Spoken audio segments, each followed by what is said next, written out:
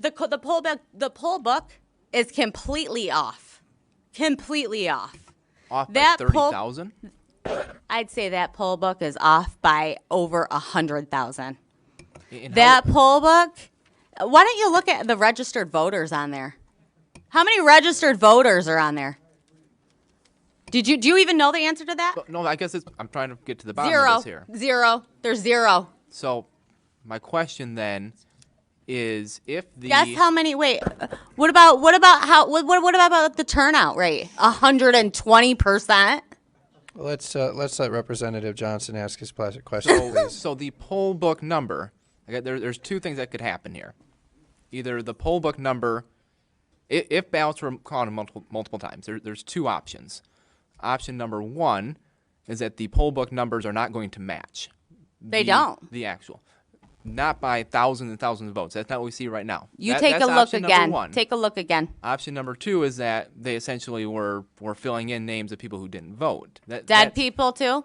So is that? Let's I guess, let is that Representative Johnson ask his question, and then when he's done. I thought that was his answer. Okay. Well, I guess that's my question here is why we're not seeing the poll book off by 30,000 votes. That's not the case. What did you guys do? Take it and do something crazy to it? I'm just saying the numbers are not off by 30,000 votes. So I know what I saying saw. That they're filling in? I know what I saw, and I signed something saying that if I'm wrong, I can go to prison. Okay. Did you? Okay, I'm just trying to ask you a legitimate question here. Yeah, let's let Representative Johnson ask his question, and then don't interrupt him, and then if you want to respond to it, that's fine. And did you have more, Representative? Yeah, I guess I just want to keep following back up with the poll book. So are we saying that the poll book is either wildly off or that they are filling in names? It's wildly off, and dead people voted, and illegals voted. Okay. So that's my answer. Going back to the ruling from Judge Kenny, Timothy Kenny, he writes that your description of the events at the TCF Center does not square with any other affidavits. Yeah. He says that there are. Excuse me, I'm speaking. Please, Thank you. Let's let the representative finish, and then you can. He writes that there are no other reports of lost data or tabulating machines that jammed repeatedly every hour during the count. He also writes that neither Republican nor Democratic challengers nor city officials substantiate your version of these events. The allegations simply are not credible, is what Judge Kenny writes. So my question for you is, you're making claims here today that there's systematic fraud in what's going on in our elections. Are the courts also tied up in that fraud? Let me tell you what I did by accident, okay? I gave Channel 7 an interview that they tied in to that and made me the witness that's uncredible. Guess what? There's going to be a couple behind me that are going to say the same thing I just said. And the witness before you was also proven not credible as well by the same judge. Wasn't, because she wasn't even there. Representative Camilleri, let's let her finish, please. The very first time. So I just want to understand, I don't know what exactly all the things that are being talked about there are, but can you tell us what you said today is the truth? Is that correct? Sir, I wrote a written affidavit. Yes, it is 100% true. Okay, and did other people observe this? Absolutely. And behind me, you're going to hear a couple. Okay, and we'll hear from them. And let me just state this: I was an IT worker on the stage. I was working with Dominion.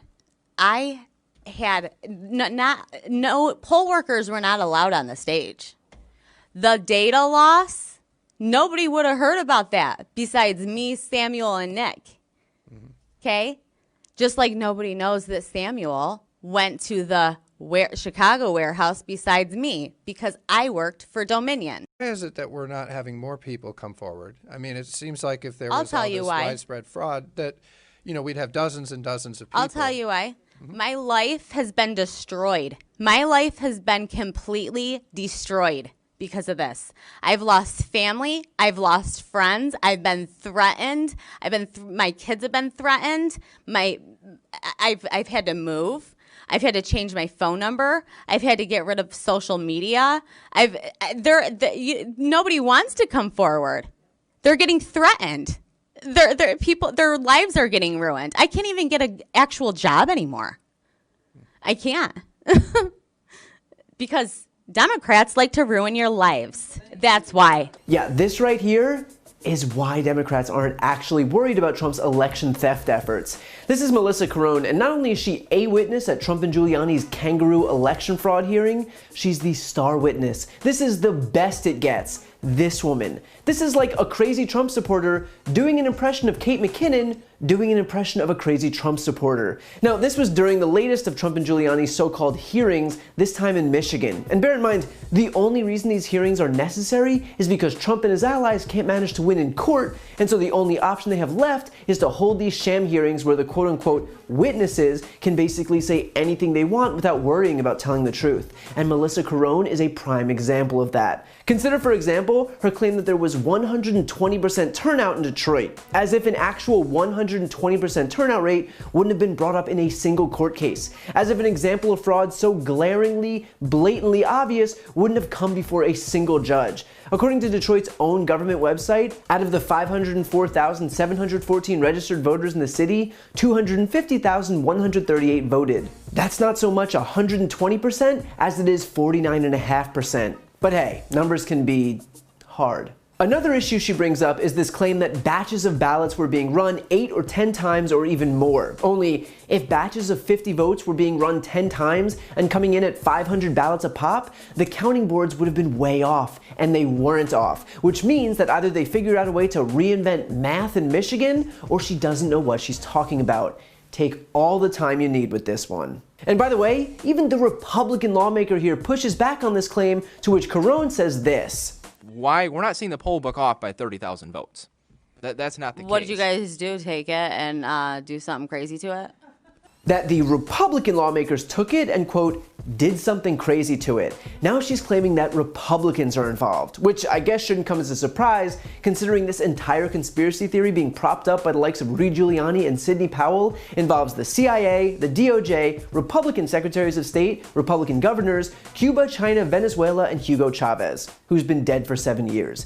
So yeah, why not just throw a few more Republican lawmakers into the mix of people who were apparently conspiring to take down the Republican president? Totally checks out. And by the way, Carone has already tried this whole song and dance in court. And the judge, Timothy Kenney, the Chief Justice of the Third Circuit Court in Wayne County, Michigan, said that her description of the events, quote, does not square with any of the other affidavits, and that, quote, her allegations are simply not credible. And so, of course, she became Rudy Giuliani's star witness. Because he's not trying to win in the court of law, he's only trying to win in the court of public opinion. So he found someone just as discredited as he is and made her the face of this circus. In other words, she discredited herself in the same hearing where she lashed out over allegations of being discredited. Surprised? Yeah, me neither. And finally, she claims that she's telling the truth because she can't get a job anymore, and so allegedly, she'd have nothing to gain by coming forward. Although, judging by her decidedly not deleted social media, she's obviously reveling in the attention. And I'll just say this, simply enough, I don't think Democrats are why she's not employed. Here's the thing, these Republicans who even agreed to hold this hearing probably did so because they thought there might be some political benefit for them. They might have even thought that there was a chance they'd be able to help overturn the results of the election and keep their guy in office. But the only thing to come out of this hearing were witnesses like Melissa Carone, who made the GOP somehow look like even more of a joke than it did before. They knew there was no fraud, but they humored this sideshow anyway, and now videos like this one are the only thing making the rounds. So great work. Really.